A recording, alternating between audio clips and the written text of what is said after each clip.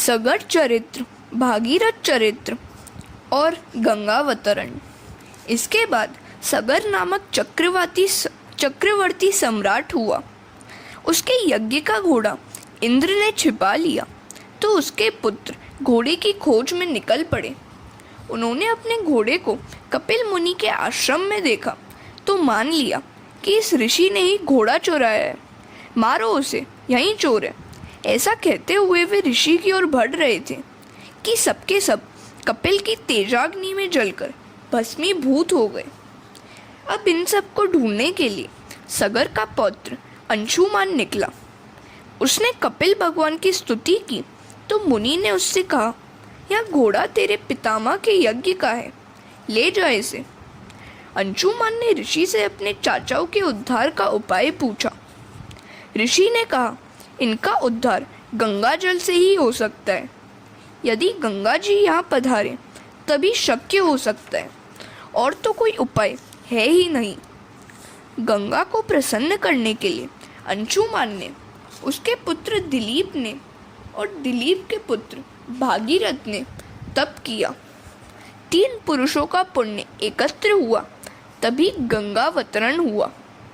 3-4 जन्म का तप पुण्य एकत्र होने पर ही ज्ञान गंगा का अवतरण होता है। भागीरथ राजा ने भगवान शंकर की प्रार्थना की तो गंगा की धारा को सिर पर झेलने के लिए वे तैयार हुए। शिवजी ने अपनी जटा में गंगा जी को उतारा और जहाँ से वे धरती पर प्रवाहित हुई। गंगा जी अनेक स्थानों को पवित्र करती हुई पाताल में गई। गंगा जी का स्पर्श होने पर उस भस्म में से दिव्य पुरुष उत्पन्न हुए। इस प्रकार सगर के पुत्रों को सद्गति प्राप्त हुई।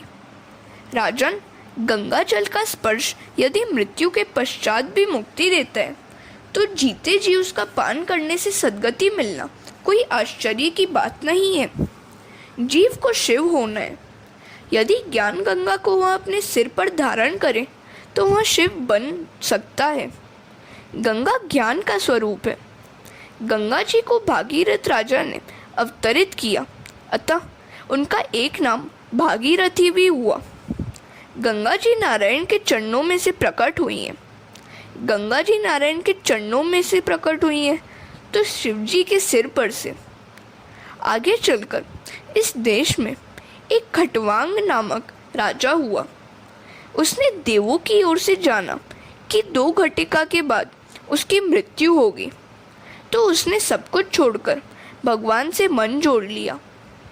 परमात्मा का ध्यान करते हुए उसने देह त्याग किया। उसे सद्गति मिली। इस प्रकार मात्र 2 घटिका 39 मिनट में खटवांग ने आत्मकल्याण कर लिया। खटवांग के बाद दीर्घबाहु राजा हुआ और उसके बाद हुआ रघु। रघु महाज्ञानी और उदार था। अंत में उसने सर्वस्व का, धोती तक का त्याग कर दिया था। उनकी बड़ी कीर्ति फैली। इसी कारण से सूर्यवंश का नाम हुआ रघुवंश। रघु राजा ने कई यज्ञ याग भी किए थे। जो भगवान के वंश को, संबंध को संभालता है, उसके अपने वंश का कभी नाश नहीं होता है। राजा रघु के घर अज नामक राजा हुआ और अज के बाद दशरथ। दशरथ अयोध्या में राज्य करते थे। वे पूर्व जन्म में ब्राह्मण थे। इस पूर्व जन्म के ब्राह्मण का नियम था, गांव के बाहर आए हुए मंदिर में रणछोड़ राय जी को प्रतिदिन 1000 तुलसी दल चढ़ाना। वृद्ध हो चले, 85 वर्ष के हो गए।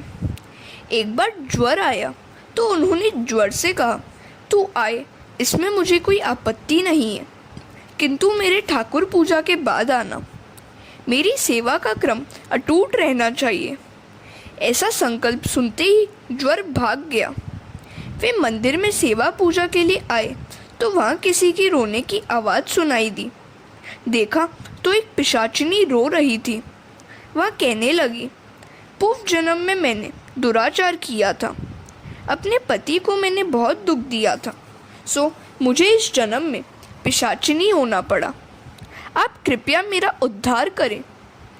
ब्राह्मण दयालु था।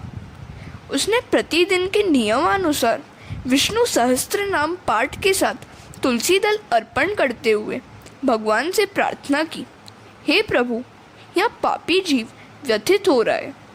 मैं अपना सारा पुण्य अर्पण करता हूँ, आप इसका उद्धार करें। प्रभु प्रसन्न हुए। उन्होंने ब्राह्मण से कहा, अगले जन्म में तुम दशरथ होगे और यह पिशाचिनी कौशल्या। मैं पुत्र रूप से तुम्हारे घर में आऊँगा। अपना सारा पुण्य तुमने एक जीव के उद्धार में लगा दिया है, अतः वह अनंत अमाप हो गया है। ब्राह्मण ने वही शरीर त्याग दिया। वही ब्राह्मण अब इस जन्म में दशरथ हुए। हरे कृष्णा। राजा दशरथ की 3 रानियां थीं, कौशल्या, सुमित्रा और कैकेयी। कौशल्या धर्म पत्नी थी और सुमित्रा कैकेयी भोग पत्नी। 3 पत्नियां होने पर भी दशरथ निसंतान थे, सो वे वशिष्ठ के पास गए। वशिष्ठ ने कहा, पुत्र का षष्ठी यज्ञ करो। इस यज्ञ से तुम्हारे 4 पुत्र होंगे। पुत्र का षष्ठी यज्ञ किया तो ब्रह्म यज्ञ कुंड में से क्षीर लेकर स्वयं अग्निदेव प्रकट हुए। उन्होंने राजा से कहा, इस प्रसाद को अपनी रानियों को खिला देना, आपके यहाँ दिव्य संतानें होंगी। वशिष्ठ मुनि ने राजा को आज्ञा दी, धर्मपत्नी कौशल्या को इस प्रसाद का अर्धभाग देना और बाकी रहे प्रसाद को कैकेयी सुमित्रा में बांट कर देना। दशरथ राजा ने वैसा ही किया। तुलसीदास ने रामचरितमानस में कैकेयी की ओर से बड़ी सफाई दी है, किंतु एकनाथ महाराज ने उसे कर्कशा ही बताया है। कर्कश वाणी से पति का अपमान करने वाली स्त्री ही कैकेयी है। कैकेयी ने दशरथ का अपमान किया, झगड़ा किया कि उसे प्रसाद क्यों अंत में दिया गया। उसने प्रसाद उठाकर बाहर फेंक दिया। उस प्रसाद को समड़ी गिद्ध जैसा पक्षी उठा ले गया और एक पर्वत पर आया। वहाँ अंजनी देवी तपश्चर्या कर रही थी। उस समड़ी ने अंजनी देवी के सिर पर छाया की और प्रसाद भी दे दिया। अंजनी देवी ने प्रसाद खा लिया तो उनको हनुमान जी प्राप्त हुए। अब कैकेयी को प्रसाद गंवाने का दुख और पश्चाताप होने लगा। कौशल्या बड़ी उदार थी। उन्होंने अपने भाग के प्रसाद से कुछ अंश कैकेयी को दिया। सुमित्रा ने भी कैकेयी को थोड़ा सा प्रसाद दिया। इस प्रकार तीनों रानियों ने प्रसाद खाया। अपने घर को अयोध्या सा बनाओ, जहाँ युद्ध कलेश नहीं है, वहीं अयोध्या है। सरयू नदी अर्थात भक्ति प्रवाह के किनारे पर रहने से शरीर भी अयोध्या बनेगा और ऐसी नगरी में बसा हुआ जीवात्मा दशरथ जितेंद्रिय बनेगा। मानव जीवन क्षणभंगुर है, ऐसा मानकर मनुष्य को निरपेक्षता और नम्रता धारण करनी चाहिए। अपने इंद्रिय रूपी अश्वों को नियंत्रित करके शरीर रूपी रथ को योग्य मार्ग पर चलाओगे तो रामचंद्र जी पधारेंगे। अपनी इंद्रियों को वश में रखो, जितेंद्रिय बनो। ईश्वर की सलाह लेना मन की नहीं, मन विश्वास खाती है। 10 इंद्रियों रूपी अश्वों को नियंत्रित करके शरीर रथ को लेकर जो रामचंद्र की ओर जाता है वही दशरथ है। ऐसे दशरथ के घर भगवान पुत्र रूप से आते हैं। दशानन रावण विषयों के अमर्याद भोक्ता के घर भगवान काल रूप से आते हैं। दशरथ जीवात्मा है। इन 10 इंद्रियों को वश में करके जो जितेंद्रिय बन सकता है वही दशरथ है। जो सभी को प्रसन्न करता है उसके यहाँ सर्वेश्वर आते हैं। दशरथ सभी रानियों की इच्छा जान लेते थे। सुमित्रा कहती है कि वह तो कौशल्या की सेवा में ही रहना चाहती है। दशरथ ने सोचा कि इसका पुत्र महाज्ञानी होगा।